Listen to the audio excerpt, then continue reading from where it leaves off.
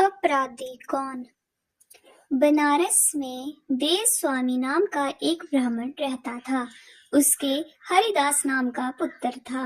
हरिदास की बड़ी सुंदर पत्नी थी, नाम था लवण्यवती। एक दिन वे महल के ऊपर छत पर सो रहे थे कि आधी रात के समय एक गंधर्व कुमार आकाश में घूमता हुआ उधर से निकला। वह लावण्यवती के रूप पर मुग्ध होकर उसे उड़ा कर ले गया। जागने पर हरिदास ने देखा कि उसकी स्त्री नहीं है, तो उसे बड़ा दुख हुआ और वह मरने के लिए तैयार हो गया। लोगों के समझाने पर वह मान तो गया, लेकिन यह सोचकर कि तीर्थ करने से शायद पाप दूर हो जाए और स्त्री मिल जाए, वह घर से निकल पड़ा।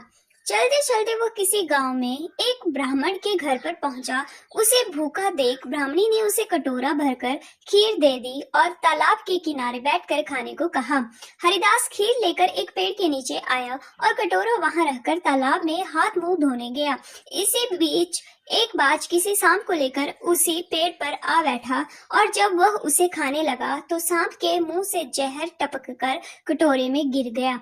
हरिदास को कुछ पता नहीं था, वह उस खीर को खा गया। जहर का असर होने पर वह तड़पने लगा और दौड़ा दौड़ा ब्राह्मणी के पास आकर बोला, तूने मुझे जहर दे दिया है। इतना कहने के बाद हरिदास मर गया। पत्नी ने यह देखा तो ब्राह्मणी को ब्राह्म घातिनी कहकर घर से निकाल दिया। इतना कहकर बेताल बोला, राजन बताओ कि सांप, बाज और ब्राह्मणी इन तीनों में अपराधी कौन है? राजा ने कहा, कोई नहीं। सांप तो इसलिए नहीं क्योंकि वह शत्रु के वश में था। बाज इसलिए नहीं कि वह भूखा था, जो उसे मिल गया उसी को वह खाने लगा।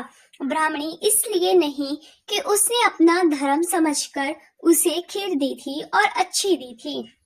जो इन तीनों में से किसी को दोषी कहेगा वो स्वयं दोषी होगा।